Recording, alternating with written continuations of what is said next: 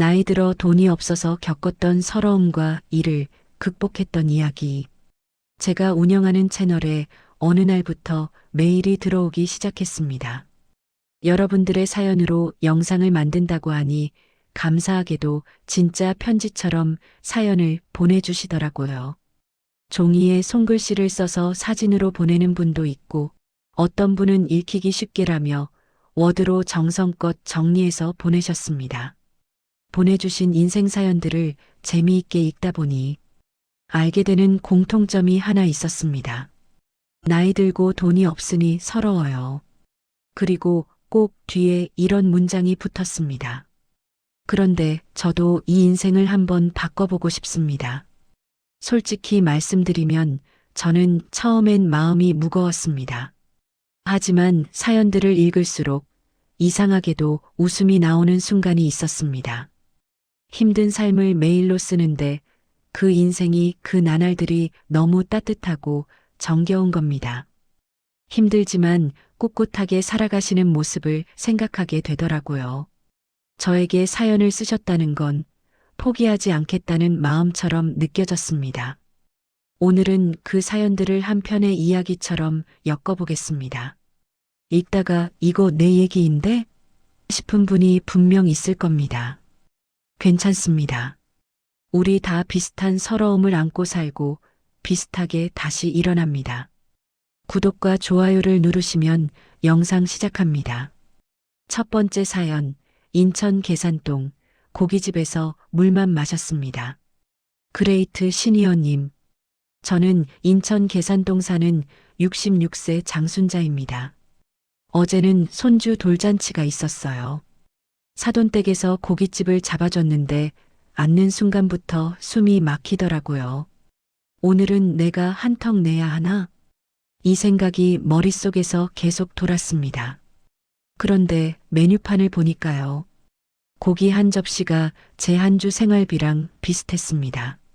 저는 그냥 웃으면서 나는 입맛이 없어 하고 물만 마셨습니다. 손주가 할머니 고기 안 먹어? 하는데 웃으면서 할미는 물이 고기다 했네요. 그 말에 다들 웃었지만 저는 속으로 눈물이 찔끔 났습니다. 집에 돌아와서 주방 불을 켜고 밥솥을 열었는데 밥 냄새가 아니라 서러움 냄새가 확 올라오더라고요. 순자님 사연 마지막 줄이 이거였습니다. 그레이트 시니어님, 저는 고기보다 그 자리에서 제가 작아진 느낌이 더 서러웠습니다. 저는 그 문장에 오래 멈췄습니다.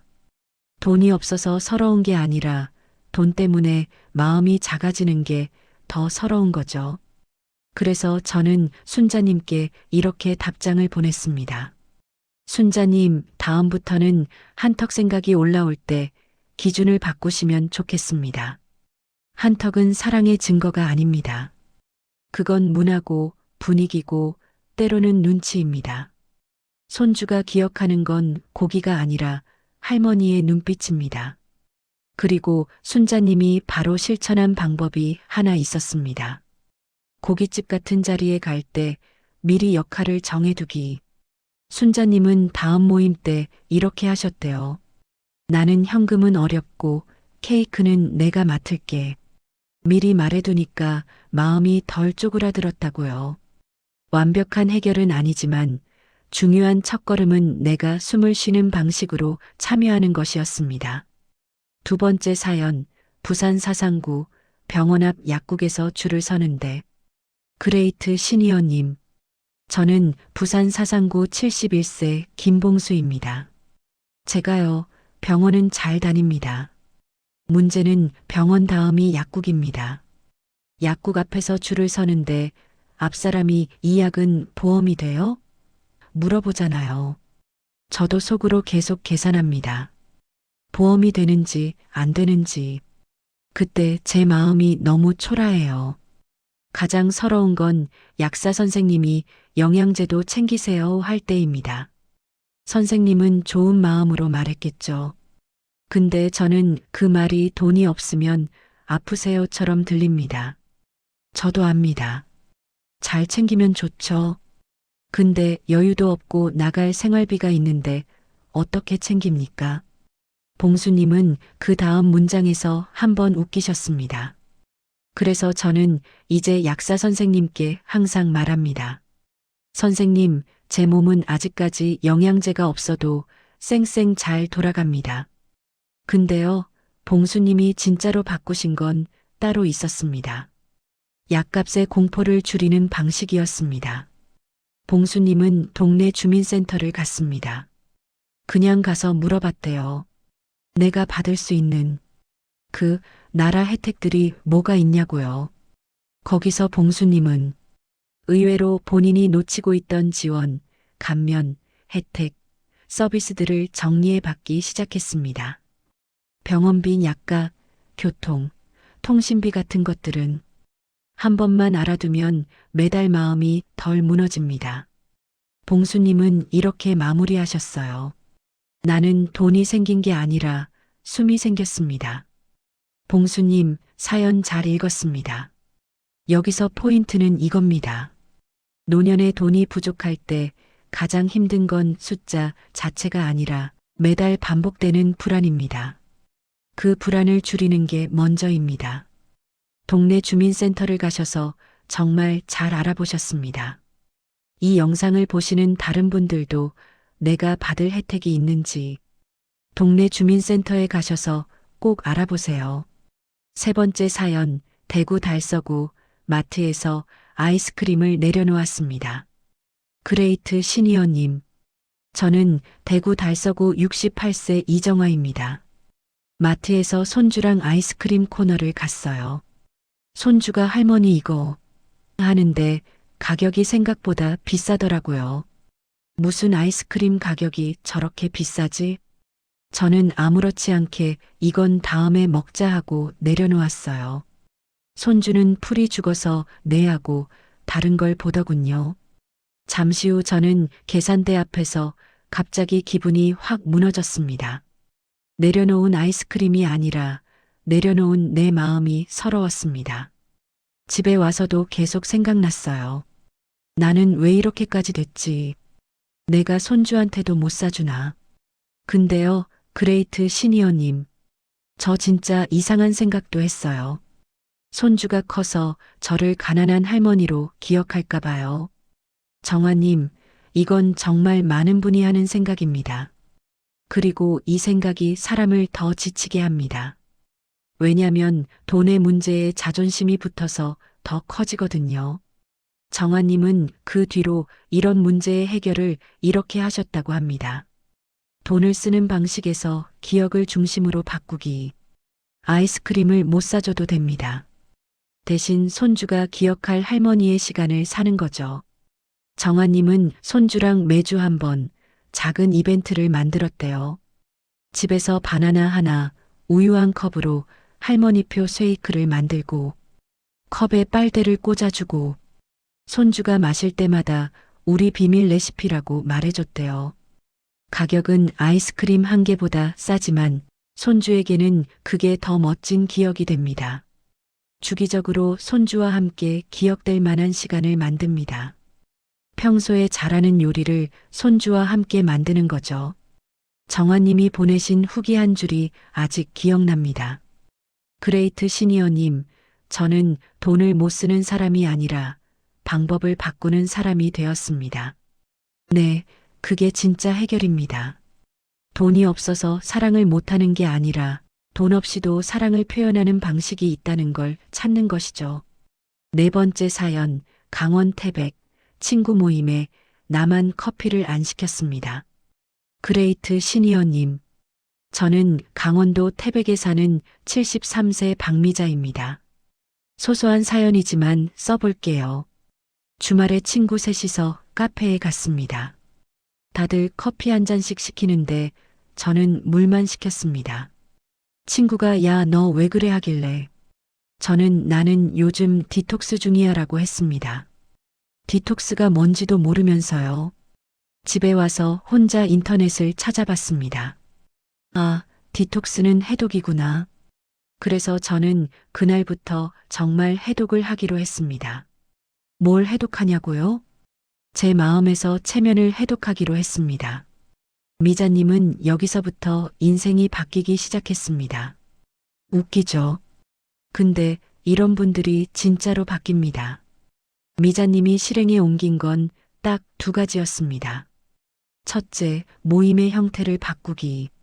카페에서만 만나지 않고 집에서 차를 끓여 마시는 모임으로 바꿨습니다. 내가 대접할 게가 아니라 우리 돌아가면서 한 번씩 집에서 만나자로요. 둘째, 친구 관계를 자존심이 아니라 현실로 정리하기. 미자님은 친구들에게 솔직히 말했습니다. 나 요즘 지출을 줄여야 해서 카페는 부담된다. 그 말을 했더니 세상에. 친구들도 나도 사실 그랬다고 했대요. 그놈의 체면이 뭔지. 그렇게 모임이 더 편해졌고 오히려 더 자주 만나게 됐답니다. 미자님의 사연이 참 와닿습니다.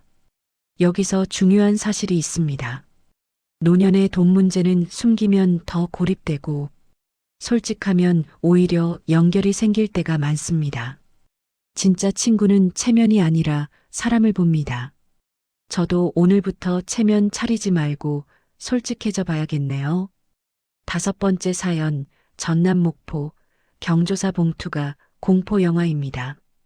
그레이트 시니어님, 저는 전남 목포 69세 최경자입니다. 요즘 제일 무서운 게 뭔지 아세요? 경조사 문자입니다. 5 결혼, 5 부친상. 문자 알림이 뜨면 마음이 먼저 덜컥합니다. 축의금, 조의금. 이게 어느 순간 관계의 가표처럼 느껴집니다. 근데 나는 그 가표를 못 맞추겠어요. 그래서 저는 요즘 이런 말도 했습니다. 나 이제 연락 다 끊고 살까? 제가 참 못됐죠? 경자님은 못된 게 아니라 솔직한 겁니다. 대부분 속으로만 하는 말을 사연으로 꺼내주신 거예요. 경자님이 선택한 해결법은 아주 현실적이었습니다. 봉투의 기준을 내 형편에 맞게 다시 세우기. 경자님은 결심했답니다.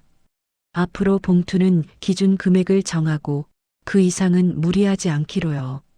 대신 마음을 더해줄 수 있는 방법을 같이 했습니다. 전화 한 통, 조문시 진심 있는 말, 결혼식에는 짧은 축하 문자라도 따뜻하게.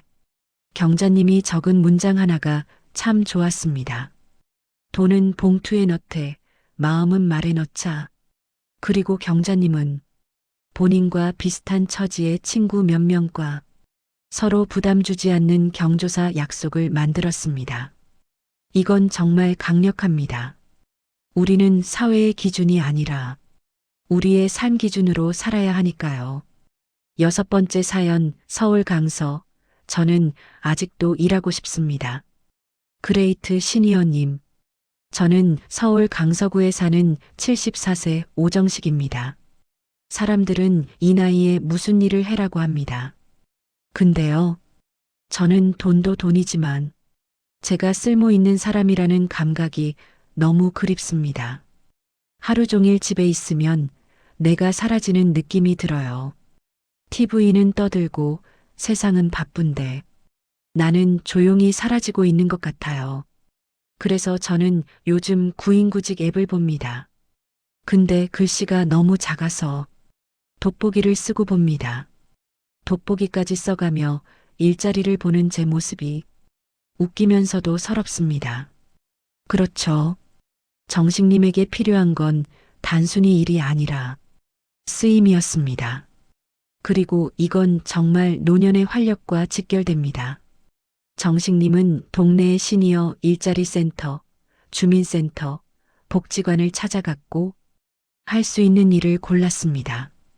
큰 돈 버는 일이 아니라 일주일에 몇 번, 몇 시간이라도 나갈 수 있는 일. 정식님은 그 뒤로 이렇게 말했습니다. 돈이 크게 늘지 않아도 내가 다시 살아난다. 여기서 핵심은 이거예요. 나이 들어 돈이 없을 때 가장 무서운 건 내가 쓸모없는 사람 같아지는 감정입니다. 그 감정은 우울로 연결되고 우울은 생활 전체를 무너뜨립니다. 그래서 해결의 우선순위는 돈만이 아니라 삶의 역할을 찾는 것입니다. 그리고 저는 이 사연들을 읽고 해결 과정을 한 장으로 정리했습니다. 사연 속 서러움은 전부 달랐지만 해결 과정은 놀랍게도 비슷했습니다. 정리하면 이렇게 됩니다. 1단계 숨막히는 지출부터 잡기. 큰돈 벌기보다 먼저 새는 구멍 막기입니다. 통신비, 구독, 보험, 카드, 배달, 습관성 지출. 여기서 한두 개만 정리해도 숨통이 트입니다. 2단계 받을 수 있는 지원과 감면을 찾기. 이건 자존심 문제가 아닙니다. 세금처럼 권리입니다. 모르면 손해, 알면 숨. 한번 알아두면 매달 불안이 줄어듭니다. 동네 주민센터에 자주 가보세요. 3단계 체면이 아니라 역할을 정하기. 모임에서 억지로 한턱 내지 않기. 대신 내가 할 수 있는 역할을 맡기. 케이크, 과일, 작은 선물, 혹은 진심 어린 말. 역할이 있으면 마음이 작아지지 않습니다. 4단계 돈 쓰는 방식에서 기억을 중심으로 바꾸기. 손주에게 무조건 사주는 기억이 아니라 함께 만드는 시간, 함께 웃는 이벤트 만들기. 돈은 줄어도 사랑은 커질 수 있습니다. 5단계 작은 일이라도 쓰임을 만들기. 1. 봉사, 모임, 취미. 사람은 필요하다고 느끼는 순간 활력이 생깁니다. 그 활력이 다시 돈과 건강을 지켜줍니다. 사연들의 결말. 며칠 뒤 저는 다시 메일을 받았습니다. 이번엔 서러움이 아니라 후기였습니다. 순자님은 고깃집에서 물만 마시던 분인데 이제는 모임 전에 미리 역할을 정해두고 마음이 편해졌다고 했습니다. 봉수님은 약국 앞에서 계산을 먼저 하던 분인데 지원과 감면을 정리해 약값 공포가 줄었다고 했습니다. 정아님은 아이스크림을 내려놓던 분인데 손주랑 쉐이크를 만들며 돈 말고 기억으로 사랑하는 법을 배웠다고 했습니다. 미자님은 디톡스를 시작한 분인데 이제는 친구들과 편한 모임을 만들어 관계가 더 좋아졌다고 했습니다. 경자님은 경조사 봉투가 스트레스이고 공포였던 분인데 이제는 기준을 정하고 마음을 말로 더해 덜 흔들린다고 했습니다.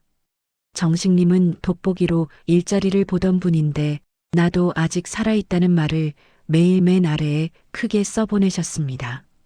저는 그 사연들을 한꺼번에 책상 위에 펼쳐놓고 한참을 바라봤습니다.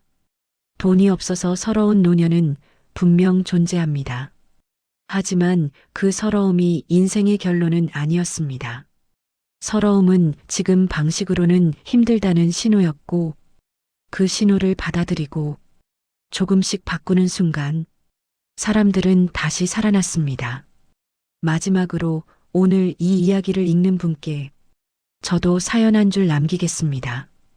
돈이 부족한 건 부끄러움이 아니라 상황입니다. 부끄러운 건 나를 포기하는 겁니다. 우리는 아직 바꿀 수 있습니다. 아주 작게라도 지금부터요. 그레이트 시니어 채널을 구독과 좋아요 해주시고 재미있고 행복한 노후 인생을 함께 만들어 가봅시다.